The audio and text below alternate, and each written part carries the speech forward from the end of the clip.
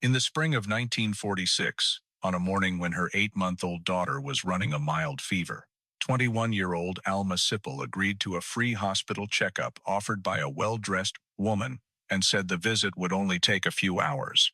3 days later, a phone call came with an explanation she would live with for 44 years until one ordinary night, a familiar face on television forced her to question everything. If this story stays with you, tell us where you're listening from. Memphis in 1946 was a city of sharp divisions. The Mississippi River churned past the bluffs carrying barges loaded with cotton and timber. Spring brought magnolias into bloom, their scent thick and sweet in the humid air. Streetcars clanged down Main Street. Alma Sipple had grown up one of 17 children in a Kentucky house where the razor strop hung by the kitchen door and got used more often than anyone wanted to remember. She'd married at 14 just to escape divorce by 16 when she realized one cage was much like another. The second marriage hadn't lasted either. Then she'd met Julius John Talos in Biloxi in the summer of 1943. She was working as a bartender at a place that catered to servicemen.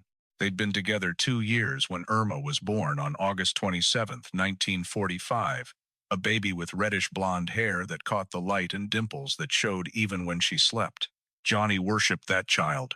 He'd stand over her crib for long minutes just watching her breathe, watching her tiny fingers curl and uncurl, watching her chest rise and fall with the steady rhythm of infant sleep.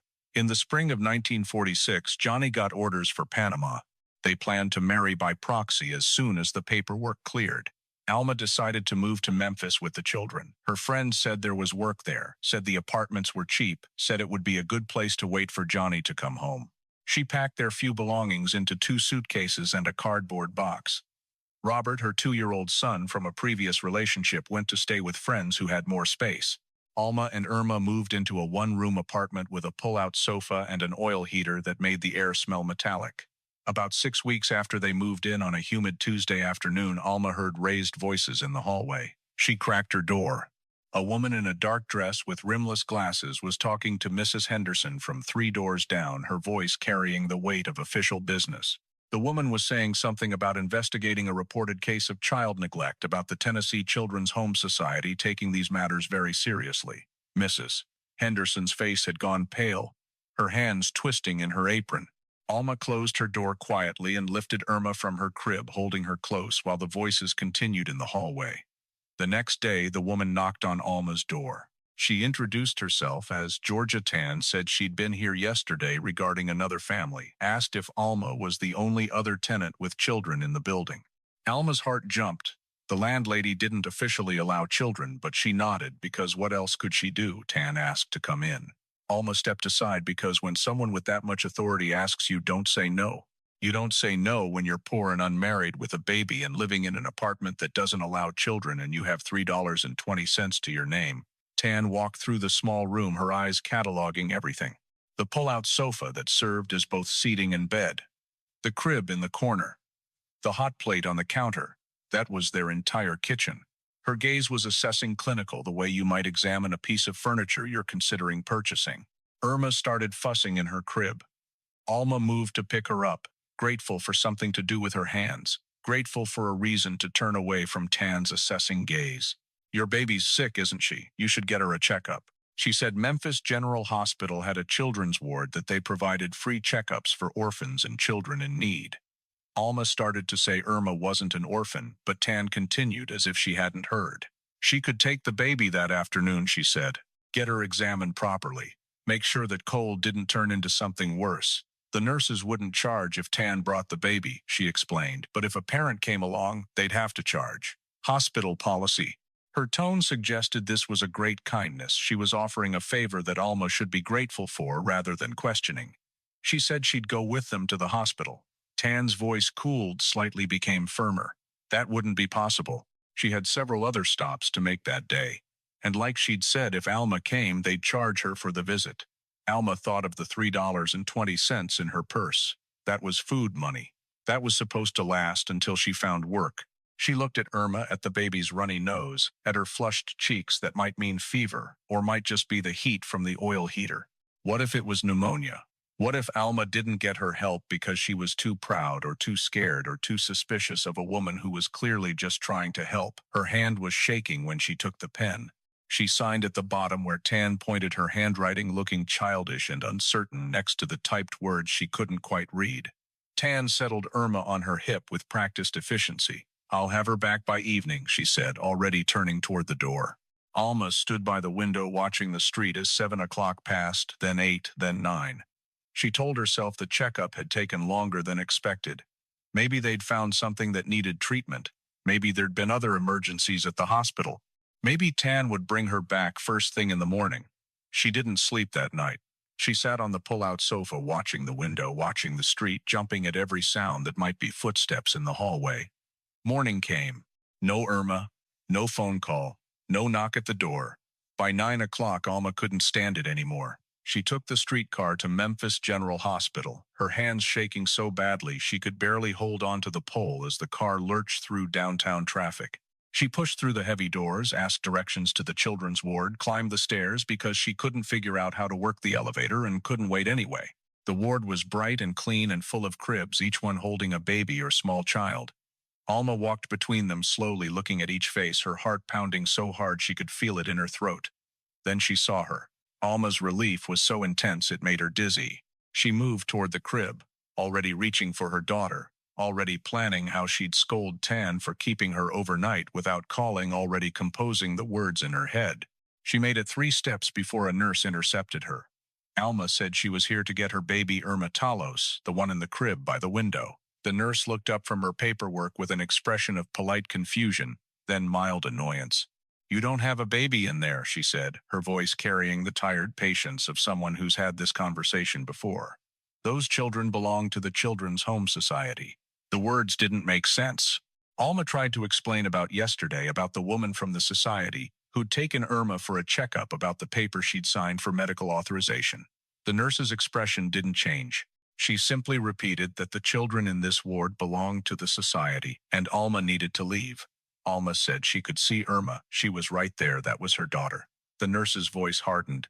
"Ma'am, you need to leave now or I'll call security." Alma left, because what else could she do? You don't argue with nurses when you're poor and powerless, and have no proof except your own certainty. You don't make scenes when you're already on shaky ground, already living somewhere that doesn't allow children, already unmarried and unemployed and vulnerable in all the ways that matter.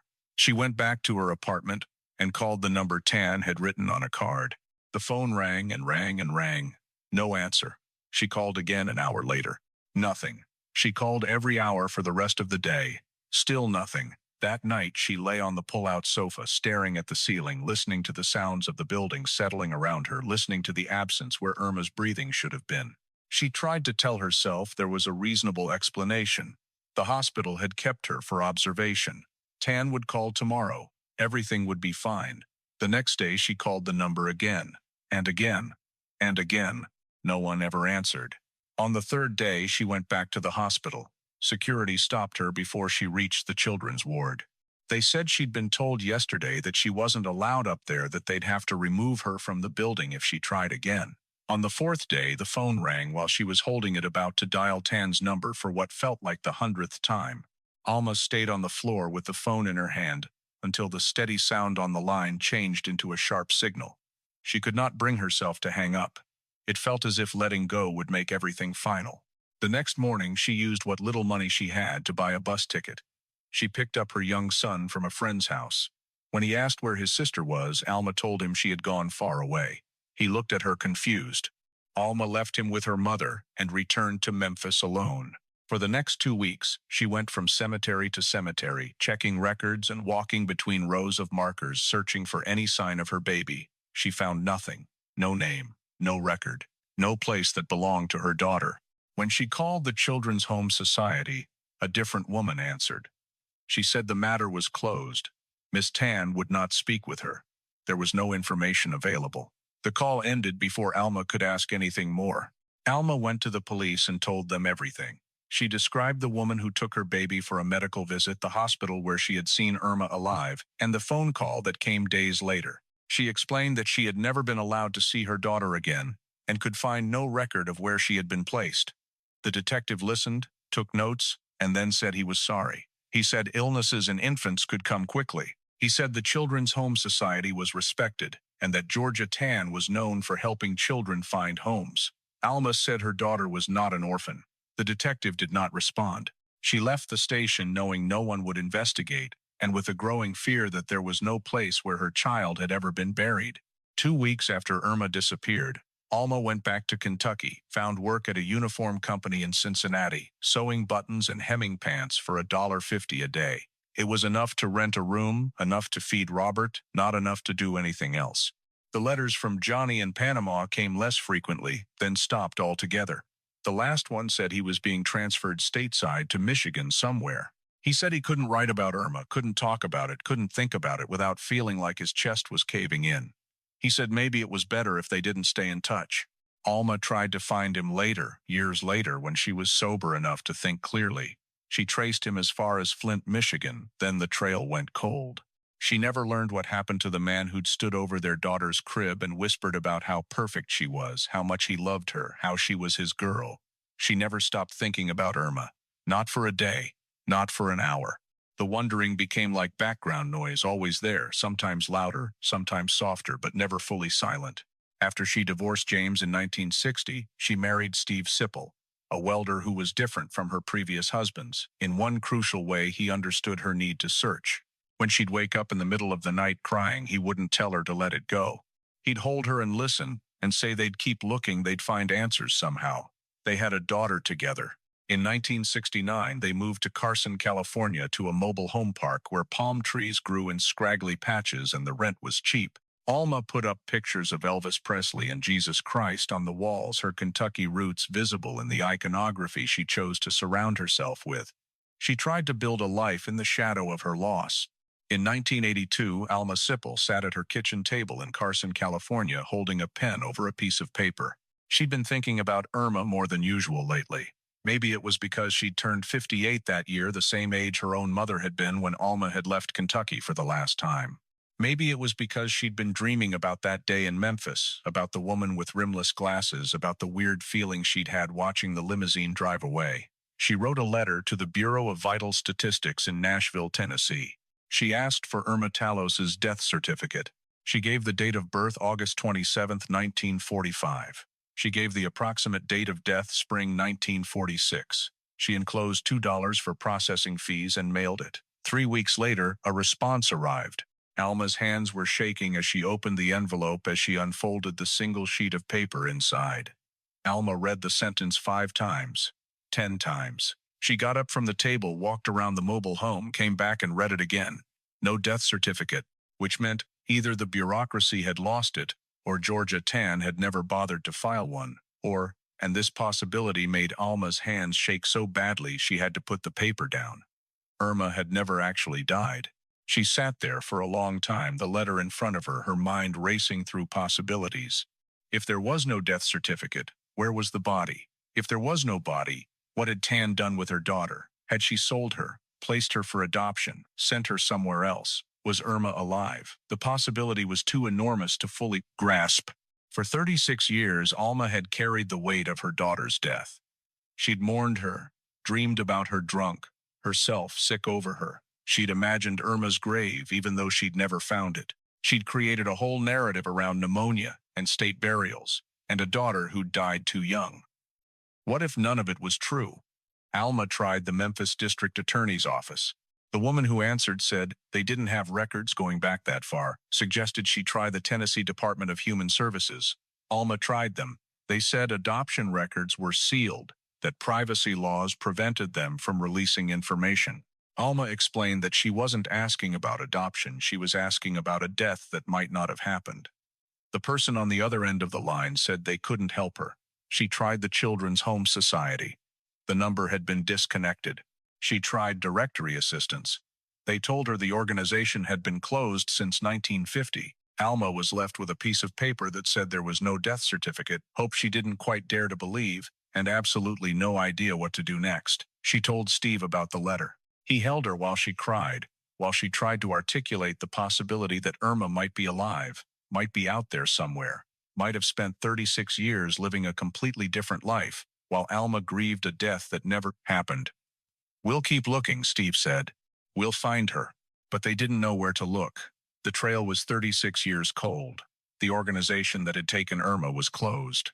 The woman who'd taken her was presumably long dead. There were no computers to search, no databases to query, no internet to connect scattered pieces of information. Alma put the letter in a drawer and tried to go on with her life. But the question mark where certainty had been gnawed at her constantly. Not knowing was somehow worse than knowing, even when knowing had meant carrying unbearable grief. 7 years passed.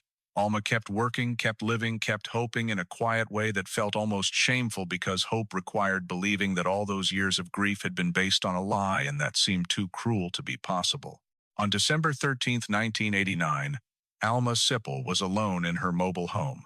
Steve was working late at the welding shop. Alma had made herself dinner, nothing fancy, just a sandwich and some chips, and settled in front of the television. She started flipping through channels. A game show where contestants guessed prices, a news program about the Berlin Wall coming down, a sitcom she didn't recognize. Then she landed on NBC and heard Robert Stack's distinctive voice, grave and authoritative, talking about the Tennessee Children's Home Society. Alma's finger froze on the remote. Stack was explaining how a woman named Georgia Tann had run a black market baby ring in Memphis from the 1920s through 1950, how she'd stolen children, how she'd told mothers their babies had died, how she'd made millions of dollars selling infants to wealthy families, how judges and politicians had protected her, how the scope of her crimes was only now being fully understood, nearly 40 years after her death. The screen showed archival photographs, old newspaper clippings, documents, and then they showed a photograph of Georgia Tann herself. The sandwich fell from her hands onto the floor. She lurched forward in her chair, her whole body going rigid, her hands gripping the armrests so tightly her knuckles went white. The scream that came out of her was primal animal, the sound of recognition and rage and 43 years of grief suddenly finding a target. Steve heard her from the driveway when he pulled up.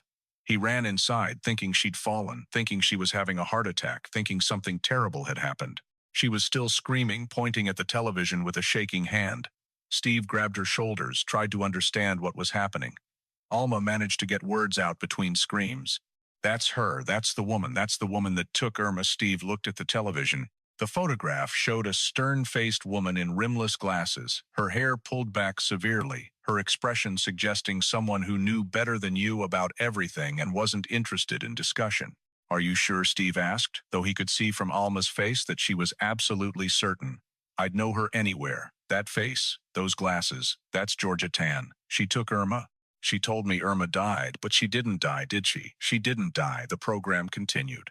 Stack explained that viewers who were searching for their birth parents, or parents searching for children taken by Georgia Tann, should contact an organization called Tennessee's Right to Know. An address appeared on the screen. Alma was already moving, grabbing paper, grabbing a pen, writing down the address with hands that shook so badly the letters were barely legible. She wrote it down 3 times to make sure she had it right. Then she sat back down and watched the rest of the program with tears streaming down her face. They detailed how Tann had operated, how she'd target poor mothers, unwed mothers, mothers whose marginalized status made their complaints easy to dismiss, how she'd use hospitals and courts and police as parts of her machinery, how she'd tell mothers their babies had died, then turn around and sell those same babies to wealthy couples in California and New York for hundreds of dollars each, how she'd placed approximately 5,000 children over 26 years, how she'd died in 1953 days before the state was prepared to file charges against her, how her victims were still searching for answers, still trying to find family members stolen decades ago. When the program ended, Alma sat in silence. Steve sat next to her, his hand on her knee, giving her space to process. Finally, she spoke.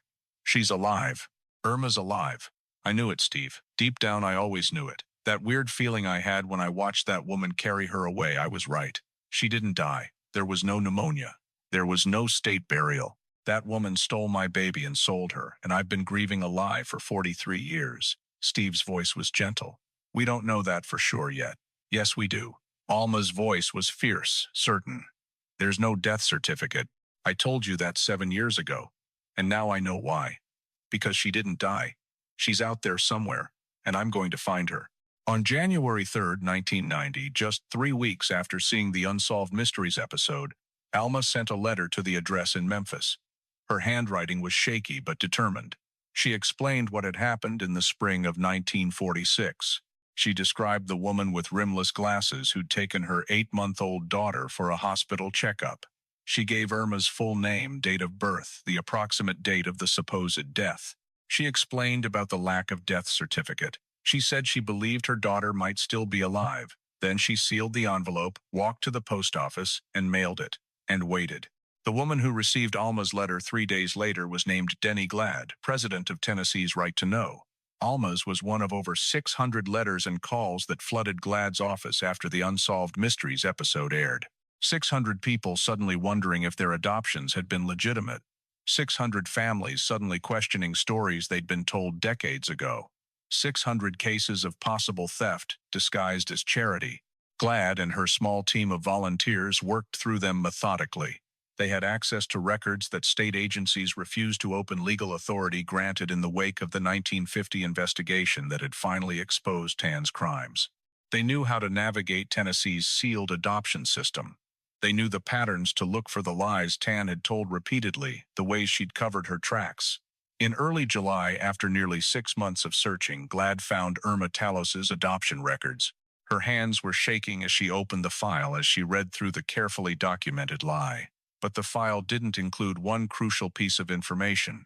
It didn't say what state the Smarts lived in, just their names, just the date of adoption, nothing more. Glad called Alma with the news. Yes, she'd found Irma's records. Yes, the baby had been placed for adoption. Yes, her name had been changed to Sandra.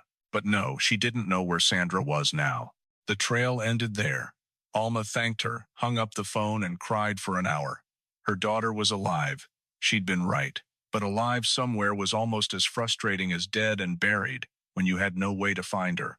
On July 27, 1990, Alma contacted Marilyn Miller, an independent search consultant who operated out of Harbor City, California. She'd heard about Miller through a friend, someone who'd used her services to find a sibling given up for adoption decades earlier. Alma explained the situation, gave Miller the names Snow and Francis Smart, said she believed they'd lived somewhere in the Midwest, possibly Ohio or Indiana, said the adoption would have happened in late 1946 or early 1947. Miller said she'd see what she could find. A week later, just 1 week, she called Alma back. I found her. Alma had been washing dishes when the phone rang. She grabbed it with wet, soapy hands, not bothering to dry them. Miller's voice on the other end was warm, satisfied with her work. Sandra Kimbrell, married name. Maiden name Smart. Registered nurse. Lives in Cincinnati, Ohio. Married to William Kimbrell, stockbroker. 2 adult children. Alma sat down hard on the nearest chair, her legs unable to hold her.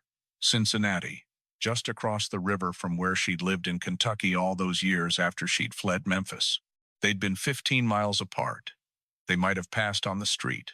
Might have stood in line at the same grocery store. Might have walked past each other 100 times without knowing. Are you sure it's her? Alma's voice was barely a whisper. Birth records match. Age is right.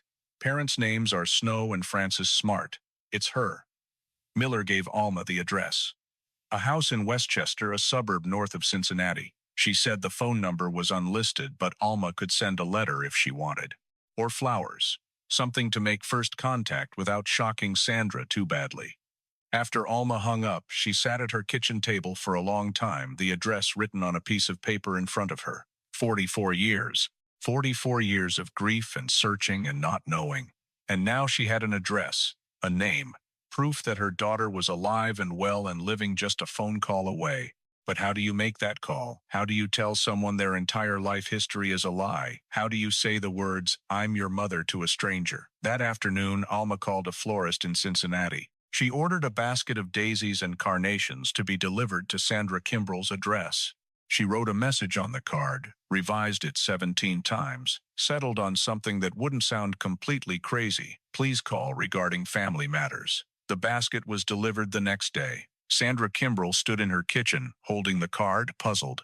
Family matters. She didn't have family in California. She showed the card to her husband, Bill.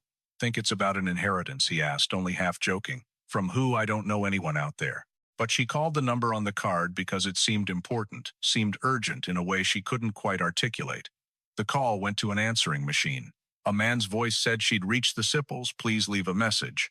Sandra left her name and number, said she was calling about the flowers, and went back to her day thinking it was probably some bureaucratic mix-up, probably flowers meant for someone else. When Alma came home that evening and pressed play on the answering machine, Sandra's voice came through the speaker. Professional, polite, slightly confused. Alma had to replay it 5 times before her hands stopped shaking enough to write down the number. But what would she say? How do you begin that conversation? How do you explain? 44 years in a phone call. Steve came home and found her sitting there, the phone in front of her, the piece of paper with Sandra's number next to it. He didn't say anything, just sat down across from her and waited. Finally, Alma spoke. What if she doesn't believe me? What if she thinks I'm crazy? What if she hangs up? Then you call back, Steve said simply.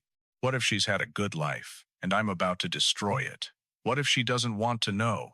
What if her parents told her I didn't want her, and finding out the truth just makes everything worse? Steve reached across the table and took her hand. The lie destroyed your life for 44 years. The truth is what's going to fix it, for both of you. They talked for an hour. Mom, where did you get that accent? The word mom made Alma stop talking. She put her hand over her mouth, overwhelmed by hearing it, by the casual way Sandra had said it, as if they'd been mother and daughter all along, instead of strangers connected by biology and crime. Kentucky, she finally managed to say. I'm from Kentucky originally. Hillbilly stock, I guess you'd say. There was a long pause. Then Sandra said something that Alma would remember for the rest of her life. At first, this is more than I can really take in. It's one thing when you find your birth mother. It's something else when you hear the circumstances that go with it.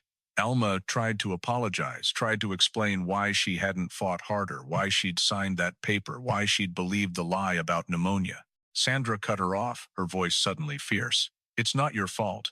From what you're telling me, you thought I was getting a checkup. You were poor and scared, and that woman was a professional with connections. How were you supposed to know? How was anyone supposed to know? They talked about next steps, more phone calls, letters, photographs, eventually meeting in person, though neither of them knew yet when or where or how that would work.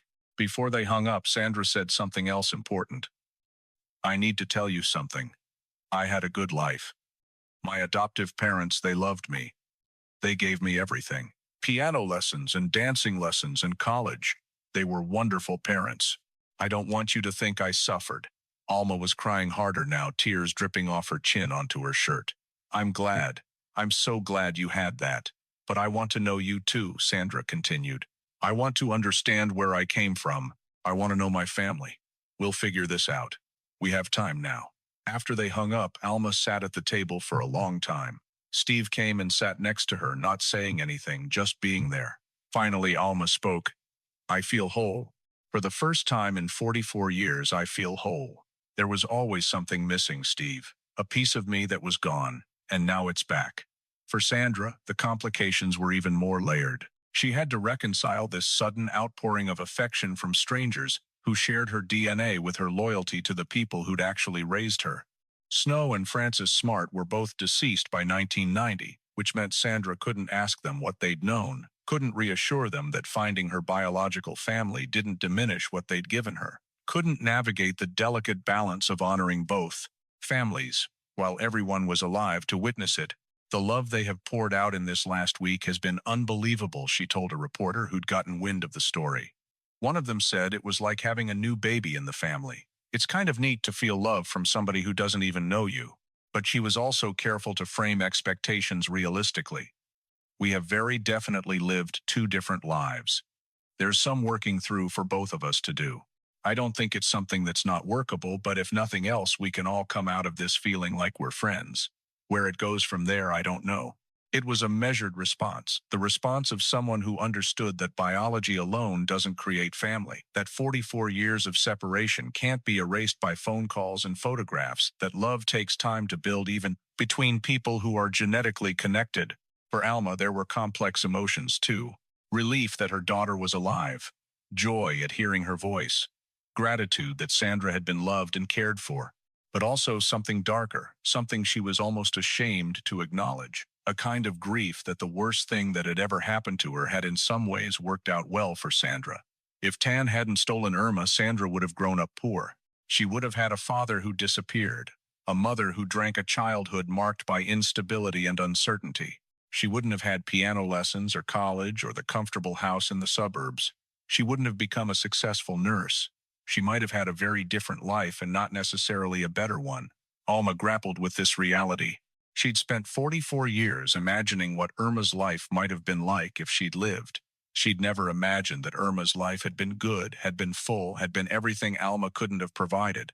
Georgia Tan had passed away of uterine cancer on September 15, 1950, 3 days before the state of Tennessee was scheduled to file formal charges against her.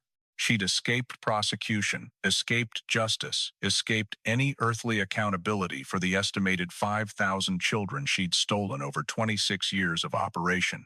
Judge Camille Kelly, who'd cooperated with Tan for decades, who'd used her courtroom to sever parental rights and facilitate adoptions, who'd lived in a mansion and worn expensive jewelry on a public salary, had resigned shortly after the investigation began. She died in 1955 without ever facing charges, though she'd been publicly rebuked for her failure to protect the families who'd come before her court. The Tennessee Children's Home Society had been permanently closed, but the people responsible for its crimes had all escaped consequence. Right to Know was overwhelmed in the months after the Unsolved Mysteries episode aired.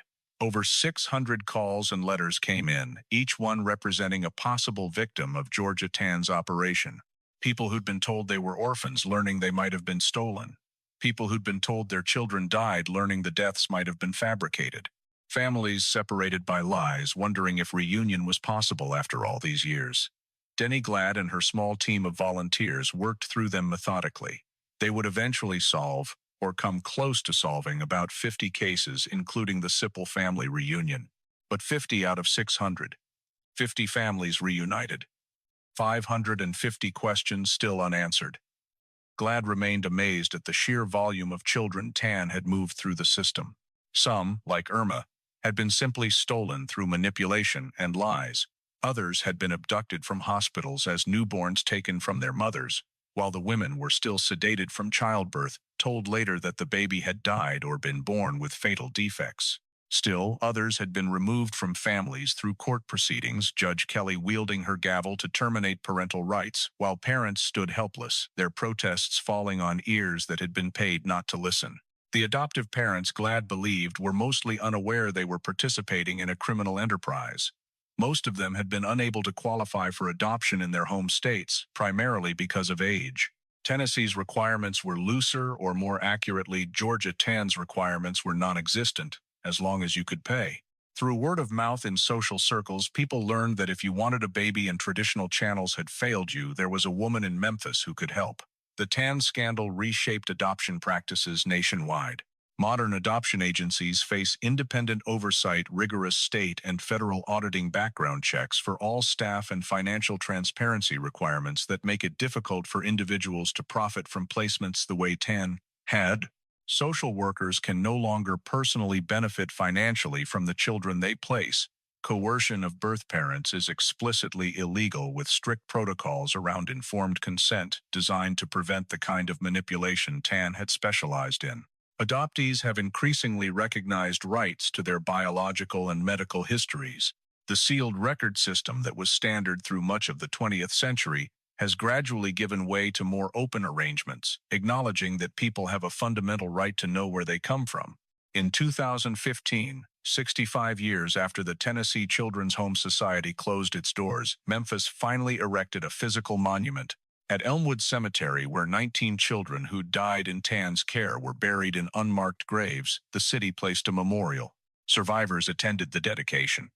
People like Sandra Kimbrell, who'd been stolen but had survived, who'd been sold but had been loved, whose lives had been built on lies but who'd eventually found truth.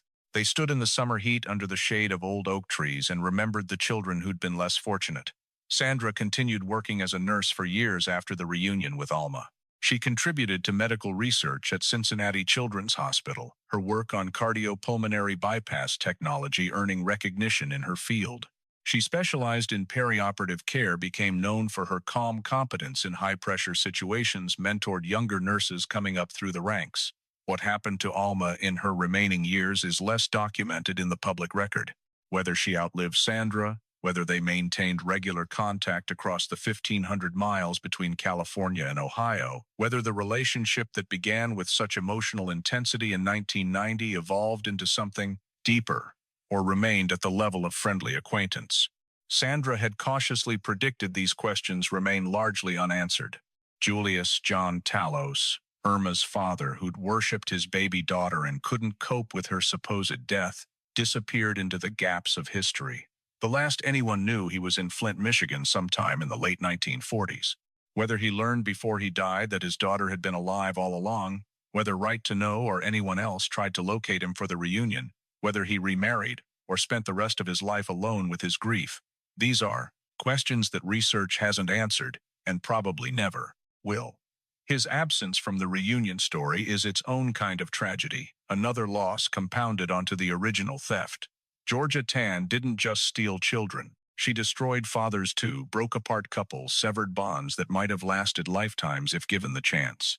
Robert Anderson's guilt was lifted when he learned Irma was alive, but the precise shape of his relationship with Sandra after the reunion remains unclear in the documented record. What's clear is his relief, his thrill at finding her alive, his liberation from believing he'd killed her with a toy Jeep when he was 2 years old. Beyond that initial joy, the archive falls silent on whether they grew close or remained friendly strangers, whether geography and different lives kept them apart, or whether they found common ground. In today's world, we have tools that Georgia Tann's victims didn't have. We have DNA databases where adoptees can search for biological relatives, where genetic connections can be traced across generations and continents. We have genealogy websites that can map family trees and identify connections that would have been impossible to find even 20 years ago. We have organizations like Tennessee's Right to Know operating in multiple states, volunteer search consultants, internet forums where people share information and support each other's searches. When you notice a child who never seems to attend school, who rarely goes outside, whose explanation for why they're living with someone keeps changing or doesn't quite make sense, that's not being nosy. That's being observant. When you see documents that don't quite add up, when you hear stories that contradict each other, when you feel that weird feeling in your gut that something isn't right, that's not paranoia. That's intuition honed by millions of years of evolution telling you to pay attention. Calling Child Protective Services or law enforcement to report a concern is not an overreaction. It's civic responsibility. It's what might have saved Irma if anyone in that Memphis apartment building in 1946 had questioned why a woman in a limousine was taking a baby for a medical appointment without the mother had wondered why a professional from a children's agency was so interested in. One specific infant had trusted that uncomfortable feeling enough to pick up the phone and make a call. Most reports turn out to be nothing. Most concerns are false alarms. And that's fine. That's good even. Better to err on the side of caution, better to be wrong 100 times than to stay silent the one time when intervention could have prevented a crime. Because in the end, Irma Talos came home. Not as an 8-month-old baby, but as a 44-year-old woman named Sandra. Not to resume the life she would have had, but to understand the life she'd actually lived. Not to erase 4 decades of separation, but to know the truth about where she came from and why she'd been raised by people who weren't her biological parents. She came home because a mother never stopped searching, never stopped believing, never fully accepted the lie she'd been told. She came home because a television program decided to tell the story of Georgia Tann's crimes, bringing them out of historical shadow and into public consciousness. She came home because volunteers believed families deserved truth and were willing to work for it without compensation. She came home because enough time had passed that the criminals were dead and couldn't retaliate, but not so much time that the victims were beyond reach. If this story reminds you that truth eventually surfaces no matter how deeply it's buried, that mothers know when they're being lied to even without proof, that time doesn't erase crime and silence doesn't equal consent, then remember this: someone is always watching. Someone always knows. And someday, somehow, the truth will demand to be told. Pay attention to the people around you. Notice the child who seems wrong somehow, the situation that doesn't quite make sense, the explanation that feels rehearsed or forced. Trust that uncomfortable feeling when something seems off. Ask questions. Make calls. Refuse to look away just because it's easier or more comfortable to pretend everything is fine. Because somewhere right now, another family is still searching, still hoping, still waiting for someone to notice what everyone else has missed. Another mother is carrying grief for a child who might still be alive. Another child is living under a false identity, not knowing they were stolen. And the only thing standing between them and reunion, between decades of suffering and the beginning of healing, might be one person who pays attention, one person who trusts their instincts, one person who picks up the phone and makes a call. That person could be you.